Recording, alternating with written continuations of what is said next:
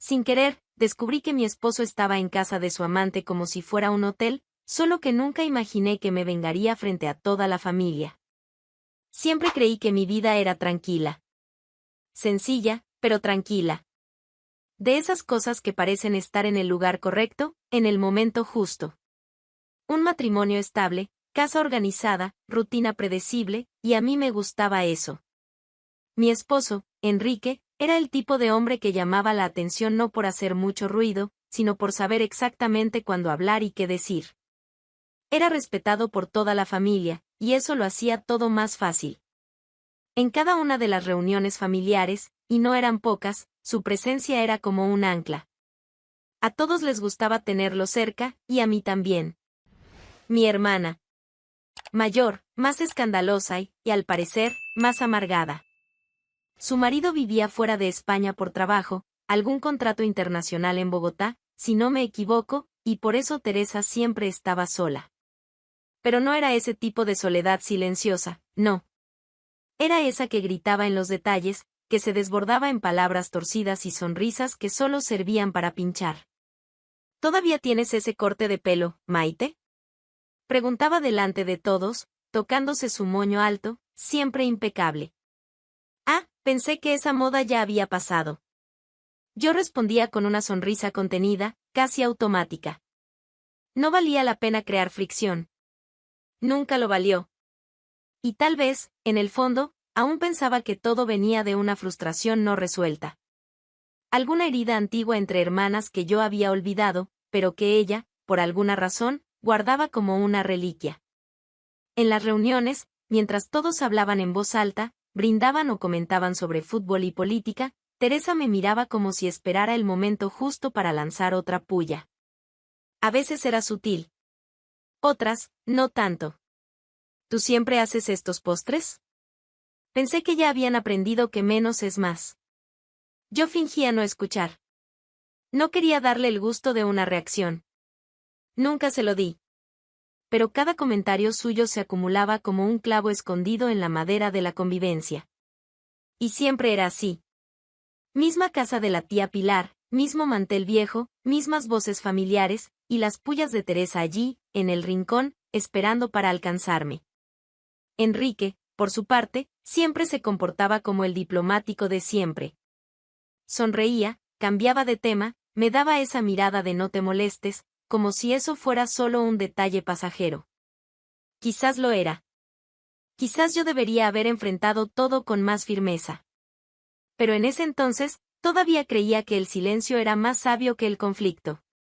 Una vez, en el cumpleaños de nuestro padre, ella se superó. Todos estaban brindando cuando soltó, con la copa ya por la mitad. ¿Se han dado cuenta de cómo Maite siempre intenta parecer perfecta? Debe ser agotador, ¿verdad, hermana? Vivir actuando esa paz. Enrique fue el primero en reír, y yo reí también, pero sin ganas. Era una risa que ocultaba una vieja pregunta, ¿por qué? ¿Por qué hacía eso? La verdad es que Teresa no me pinchaba por gusto. No era solo por el placer de provocarme o por una rivalidad de hermanas. Era por él. Por Enrique. Con el tiempo, empecé a notar gestos que antes se me escapaban. Y no por falta de atención, sino por exceso de confianza. Confiaba tanto en Enrique que me negaba a creer en cualquier cosa diferente a la imagen que él mostraba, el hombre presente, el esposo amable, el cuñado educado. Pero Teresa, ella sabía jugar. Sus elogios hacia Enrique siempre venían con una cucharada de azúcar de más. Siempre he admirado cómo escuchas a las personas, Enrique. Hombres así están en extinción. Decía eso mirándolo a los ojos, sonriendo con una copa de vino en la mano, como si fuera un comentario inocente. Yo, en el momento, fingía que no me importaba. Pero lo anotaba. En una de esas reuniones, recuerdo que salí de la cocina con la fuente de empanadas cuando la vi tocándole el brazo mientras hablaban sobre música. Un toque leve, casi imperceptible, pero demasiado íntimo para el gusto de una cuñada. Enrique, como siempre, no reaccionaba. Mantenía una expresión neutra, o tal vez una ligera simpatía. Nada que me alarmara, todavía. Una vez ella llegó antes que todos al cumpleaños de mi madre. Enrique había ido conmigo más temprano para ayudar con los preparativos, y estábamos en la sala acomodando las sillas. Teresa entró con una sonrisa amplia, me saludó con un beso rápido y fue directo hacia él. ¿Cómo haces para estar siempre tan bien arreglado? Deberías darle unas clases a mi marido, ¿eh? ¿Has notado que Teresa está más suelta contigo? Él soltó una risa baja, tomando las llaves del coche. Teresa es así con todo el mundo, amor. ¿Sabes cómo le gusta provocar? Y sí, yo lo sabía. Pero también sabía cuando una provocación venía cargada de intención. Y Teresa venía cargando, poco a poco, un deseo disfrazado de fastidio. Tiempo después. Esa noche empezó como cualquier otra. Enrique llegó del trabajo, se quitó los zapatos en el pasillo y comentó algo sobre el tráfico. Fui a la cocina a terminar la cena mientras él se cambiaba de ropa. Todo normal. Al menos, hasta que volvió a la sala con una expresión diferente. Maite, voy a tener que viajar mañana temprano. La frase me tomó por sorpresa. Lo miré esperando más, y él continuó, un poco demasiado apurado, mi hermana está enferma. Llamó hace poco, está internada en un hospital en Ávila. Nada grave, pero no hay nadie que la cuide, y, bueno, ella está sola. Tengo que ir. Nunca mencionaste que estuviera pasando por problemas, comenté, intentando no parecer desconfiada. Yo tampoco lo sabía. Ella lo oculta todo, ya sabes cómo es. Evitaba mirarme. Se movía más de lo normal, ya empezando a tomar el celular y organizar qué llevar. Parecía ansioso. Nervioso, incluso. Algo ahí no encajaba, pero, como siempre, elegí confiar. Durante años fue así, le daba el beneficio de la duda. Enrique empacó en pocos minutos. No quiso cenar. Dijo que necesitaba descansar porque saldría temprano, antes del amanecer. El primer día pasó lentamente. Enrique mandó un mensaje por la mañana, diciendo que había llegado bien. Ninguna foto, ningún audio, nada que probara dónde estaba. Y yo, una vez más, decidí no presionar. Estaba intentando respetar su espacio. Pero algo latía en el fondo. Un tipo de inquietud que crecía con el tiempo. En el segundo día, el silencio fue mayor. Respondió solo al final de la tarde, con un todo bien por aquí, seco, sin más.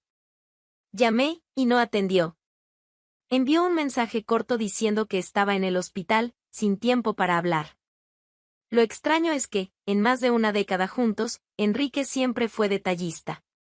Contaba todo. Incluso cuando se olvidaba el cargador del celular. Pero ahora, era como si estuviera ocultando más que protegiendo. En el tercer día, la ausencia comenzó a asfixiarme. Miré nuestras fotos, leí conversaciones antiguas, intenté encontrarle un sentido. Recordé cómo solía avisar incluso cuando iba a llegar 10 minutos tarde. ¿Y ahora, 3 días de ausencia y casi ningún contacto? Empecé a preguntarme si realmente había ido a Ávila. Pensé en llamar al hospital de la ciudad, pero enseguida desistí. ¿Qué iba a decir?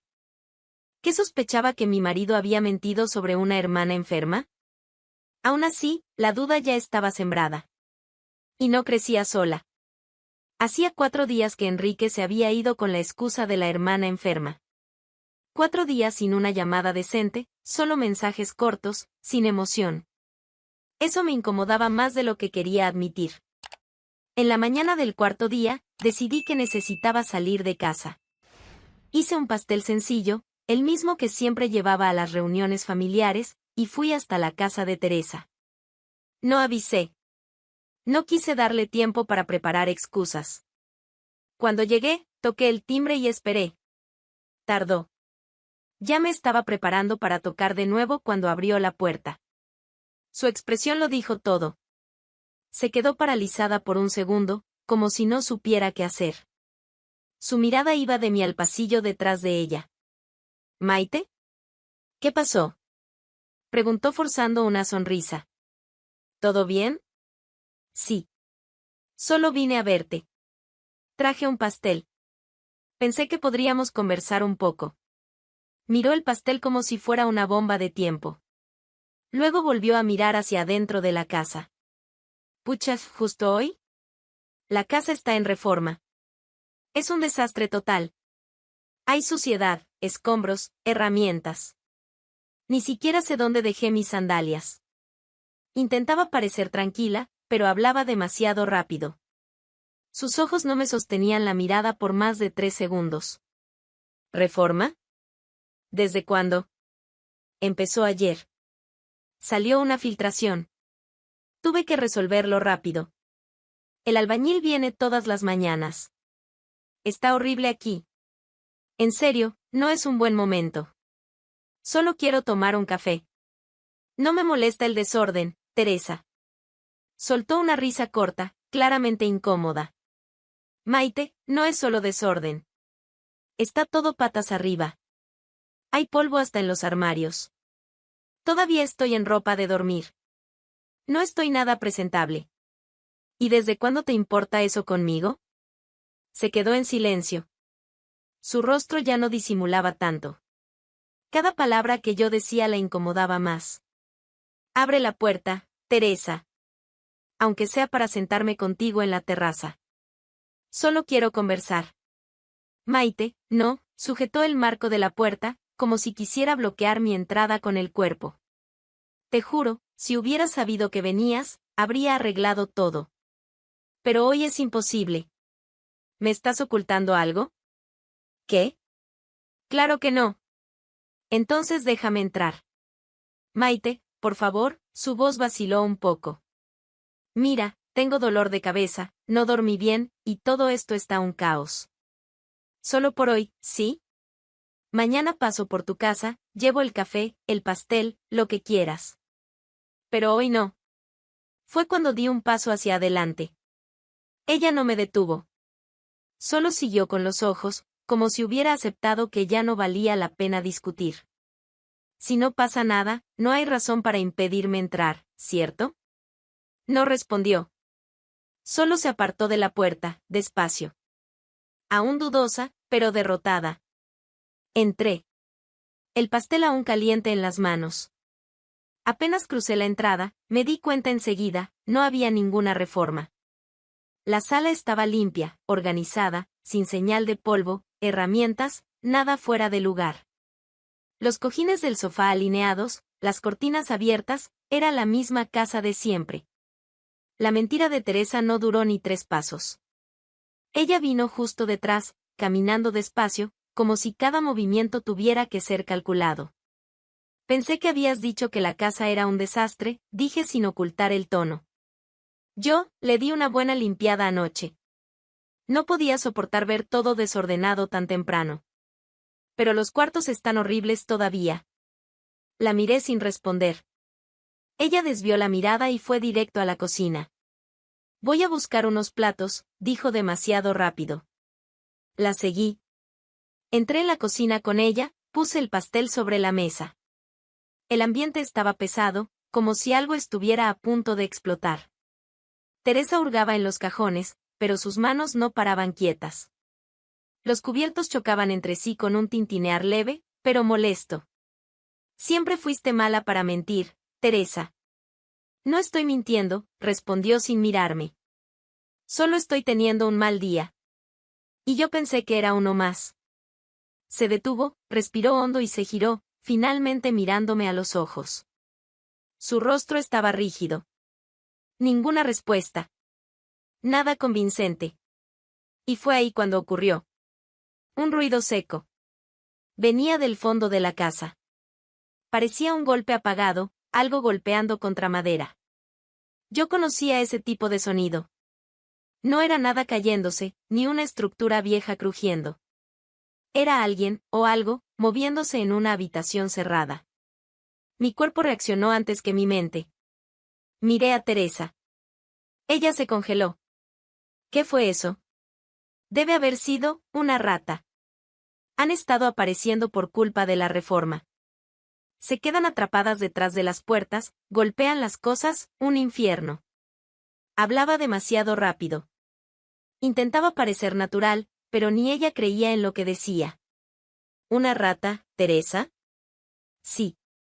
y la puerta de ese cuarto está atascada. Es difícil abrirla. El albañil va a cambiar la cerradura la próxima semana. Vive sola. ¿Y? Eso no impide que entren ratas, ¿no? Eso no explica el nerviosismo. Maite, por favor, ahora su voz bajó, pero la desesperación era más evidente. No es lo que estás pensando. ¿Y qué es lo que estoy pensando? No respondió. Solo se puso entre mí y el pasillo, como si eso pudiera detenerme. Te lo digo en serio. Es peligroso forzar esa puerta. Rechina, puede caerse la manija. No compliques las cosas. Hazte a un lado. No hay necesidad de esto. Hazte a un lado, Teresa. Todavía dudó, pero dio un paso al costado. No fue con buena voluntad. Fue más bien como quien acepta que ya no tiene el control de la situación. Llegué hasta la puerta. Giré la manija. Resistencia. Estaba trancada o atorada. Pero no de una forma natural. Eso había sido hecho para que nadie entrara. Detrás de mí, Teresa permanecía quieta. En silencio. Solo me observaba. Volví a intentarlo.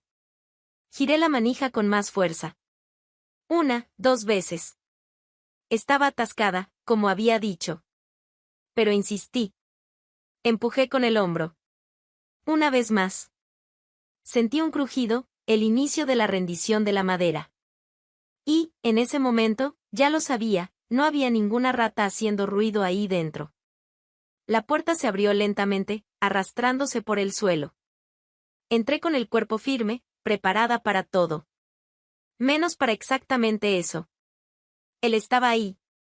Acostado en la cama, usando un batín blanco que nunca había visto. Piernas cruzadas, control remoto en la mano, como si estuviera en un fin de semana relajado en un hotel barato. Enrique.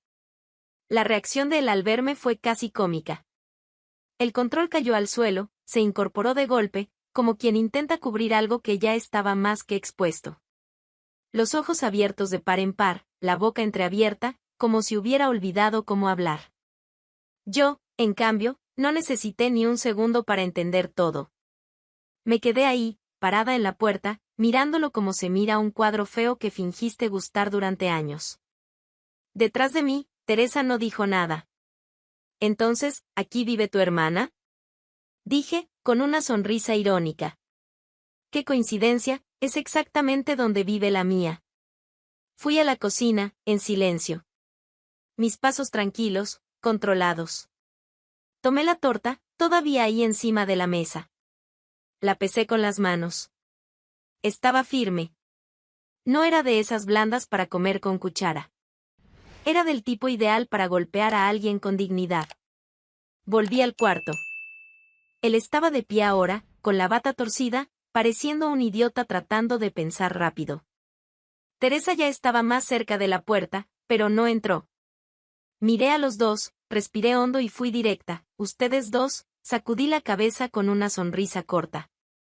¿De verdad pensaban que esta payasada iba a durar cuánto tiempo más? Enrique intentó acercarse. La torta voló directo. Le dio en el pecho como una acusación de chocolate.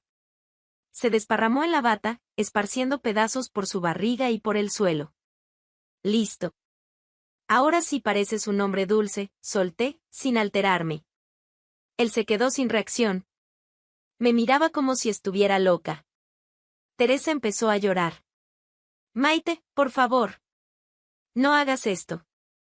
Fue un error, un momento de debilidad. Debilidad es esconder a la amante en tu propio cuarto durante un viaje inventado. Esto es bajeza, no debilidad. Saqué el celular del bolsillo. Me miraron como si hubiera sacado un arma. ¿Qué vas a hacer? Preguntó Teresa, con la voz temblando. Mostrarle a la familia quiénes son ustedes. Ya que les gusta el drama, hagamos un espectáculo completo. No. Maite, por favor, no mandes nada, se arrodilló, literalmente. Si Alejandro se entera, me deja. Maite. Por favor. ¿Pensaste en Alejandro cuando te acostaste con mi marido? Ella intentó agarrarme la pierna. Lloraba fuerte, se tiraba al suelo como una niña descontrolada. Enrique solo observaba, cubierto de torta y en silencio. Ustedes pensaban que yo era tonta, que nunca iba a notar. Pero aprendí algo: quien confía demasiado, acaba siendo la burla. Y yo me cansé de ser la burla de esta familia. Levanté el celular. Los encuadré a los dos. Teresa seguía llorando, de rodillas en el suelo, aferrada a su propio cabello como si eso fuera a evitar el desastre. Enrique seguía inmóvil, con la cara sucia de cobertura y una expresión entre vergüenza y desesperación. Sonríe, Enrique. Va a ser tu último video como hombre de familia. Y empecé a grabar. Mientras filmaba, el silencio se apoderó del cuarto. Teresa sollozaba, Enrique parecía una estatua sucia de pastel. Maite, por favor, finalmente intentó. Hablemos. Solo nosotros tres. No tiene que ir más lejos. Ya es demasiado tarde para eso, Enrique. Tuviste tiempo para hablar cuando decidiste irte a cuidar a tu hermana. Por cierto, giré la cámara hacia él, ¿a cuál de ellas?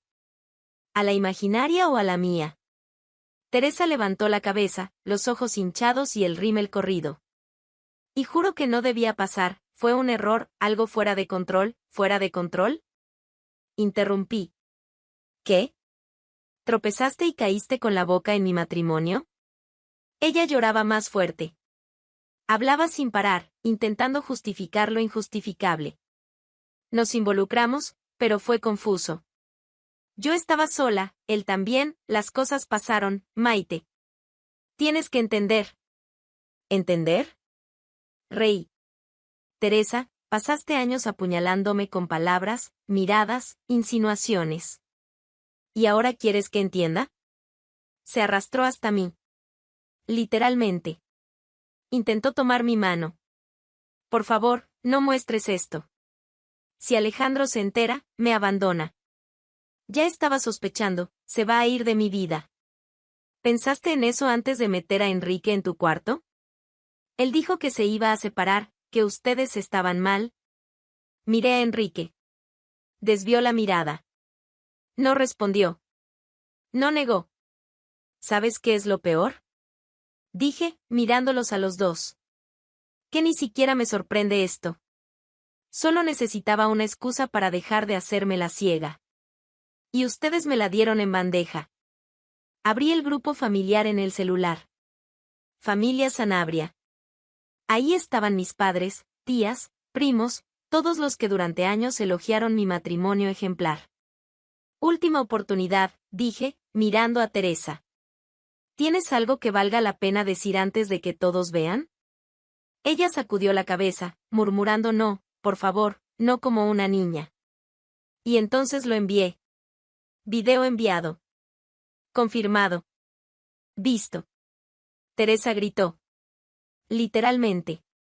Se levantó tropezando, intentando quitarme el celular, pero ya lo había guardado en el bolsillo. Gritaba, decía que yo era cruel, que estaba destruyendo todo. ¿Destruyendo? Dije sin alterar el tono. Esto ya estaba destruido.